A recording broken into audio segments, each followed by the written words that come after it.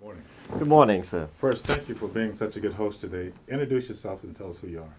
My name is Rohit Patel. I'm the president and CEO of Intelect Corporation. We are a technology for implementation of technology company, and we provide infrastructure technology in intelligent transportation systems, security systems, uh, electrical systems, telecommunications How long have you systems. been in business? 20 years. 20 years? 20 years. Oh, how's business? Business has been good. Good, You good. know, we're growing. You're a longtime COMTO member. Tell us about your relationship with COMTO. I've been a COMTO member since 1985. Wow. Yeah, so this will be my 30th year You're 30 as a COMTO member. as a COMTO member. So you've attended a few conferences, right? I've attended a couple of conferences, but I've been very involved behind the scenes in helping and volunteering. And in the past year, we've been actually, chairman of a couple of committees in the COMTO, Maryland, Which committee were you on? in the scholarship and internship Internship. committees. Yes. So internship committee, and today we're doing what here? We're doing some interviews. We're going to make some selections, hopefully, and we've got some fantastic candidates from the area, and we're looking forward to, getting some of the young kids opportunities to understand what transportation is all about and careers in transportation. You've got a strong chapter here in Maryland. You and Michelle Howard and Dr. Dale have done a great job over the years in growing the chapter. So on behalf of the national office, thank you for what you do. Let's talk about you and your background, and tell us a little bit about where you're from and that sort of thing. Okay, so I was born and raised in Africa. I was born in Zambia, Livingston, and then we moved at a very young age to Zimbabwe. And at age 18, after I graduated from high school, I came to the United States as a college student, went to the University of South Carolina. Oh, in Columbia. In Columbia, South Carolina, Gamecock. yes. Yes, I'm a Gamecock. I hear you. And became an electrical engineer, actually. And while I was doing my electrical engineering degree, I got into some master's courses in engineering and in business. So I wanted to get my master's in international business. From South Carolina? From South Carolina. It's one of the highest ranked colleges in the United States for international business. So while we were doing all of that, my dad called me back to Africa, so I went back to Africa.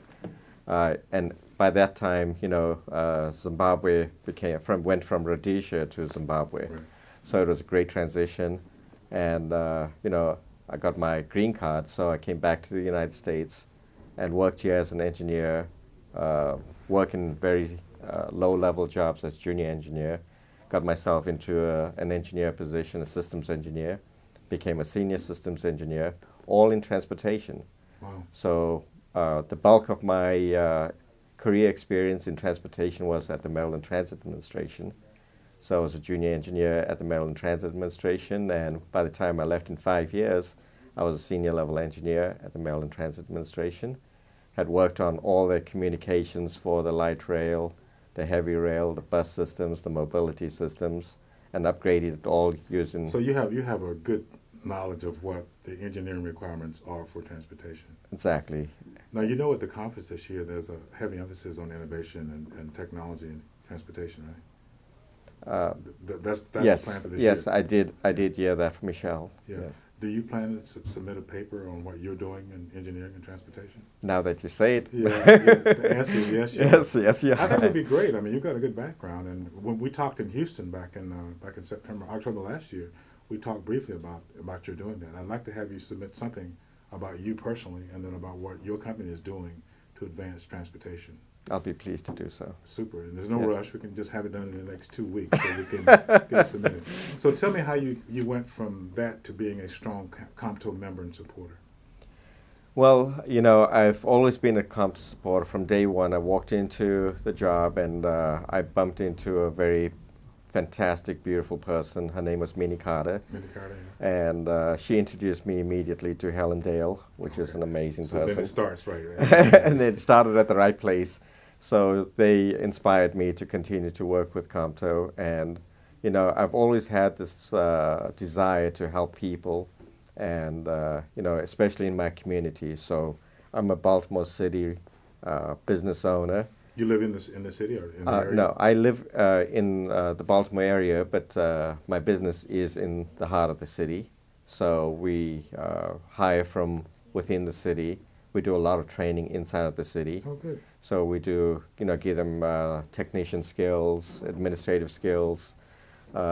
We teach them how to take cables and wires and make them into something.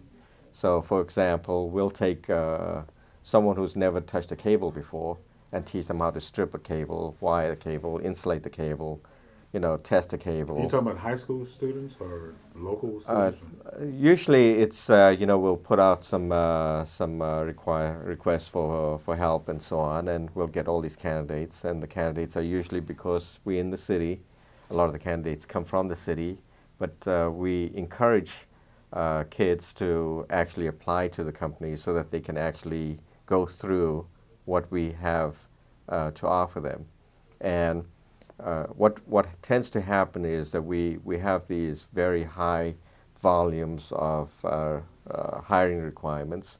So say we have a large project, we might have to hire 20, 30, 40 people. So we'll bring in these 20, 30, 40 people. We might even bring in 50 and 60 people. We'll train them.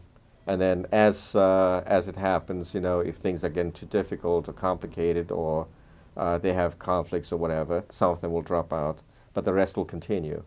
And then once we go put them out in the field, they learn exactly in the real world what it takes to be a technician. And that kind of inspires them to continue either going into vocational school or college or make this a career. That's got to make you feel good at the end of the day. Oh, I love it. I love it. When when I see these people that came in with hardly any skill, just a lot of desire, and you take these kids that are just hungry to learn something, you teach them something, and then the next thing you know is that they become very productive people. And nothing makes me happier when some of these kids are leaving Intellect because they come and talk to me and says, "I'm really sorry, I just got a better offer." And that's okay with And you. I say, "Yes, Good. I did my job." So you're really doing the COMTO model thing, reaching back and bringing people up with you. Exactly. That's great. Let me switch gears on you. Just recently here in Baltimore, the whole Mondawmin Mall thing. What was your take on that? How did it make you feel? Sad, really, really sad, because I know we have lots of issues, and the issues all stem from opportunities or lack of opportunities. If the parents, if the kids had opportunities, the proper opportunities, things that can actually make livelihoods and go from generation to generation in the way it should be. All these people need is a chance. And if we can provide the chances, you'd not see the kind of frustration that's out there. I think that there's still inequality, and when you have this build up the way it did, the frustrations build up the way it did, they have to have an outlet. And this just happened to have a spark that created a situation where people had to, show and reveal their frustrations in a way that was almost mob-like. And it's not unexpected under the circumstances. However, I think Baltimore showed its true colors when, once they were heard and everybody, meaning the national media, came in, exposed some of the problems and the issues that were there. And I'm not blaming the police, I'm not blaming the kids, it's just exposed some of the problems that we have as a society, and how to get those into a proper perspective, how to pay attention to some of the things that are ailing the society. It can actually lead to huge improvements overall. That fits nicely with what you're doing every day here in Baltimore, correct? That's exactly why I do it, because I think everybody deserves a chance. I came from Africa with nothing. Understand. So when I came from nothing and I've built something that gives thousands of people opportunities, we've generated hundreds of millions of dollars worth of revenues for the company, and most of that revenue went to local businesses and local jobs. So we've created jobs, we've created companies and helped companies grow and sustain themselves within the Baltimore region. And there's nothing better. I mean, it's so satisfying. It's unbelievably satisfying. I know your passion for young people. When you see the interns, how does that make you feel? I have this, I almost want to call it the mentor side of me. I've been very fortunate to get a good education, and I know what education can bring. So when you talk about internship, that's hands-on learning. And I don't think a human being could do any, there's no higher calling than teaching someone else to become a better person, whether it's in the engineering world or transportation world, politics or whatever. Education, whatever. Exactly. Good.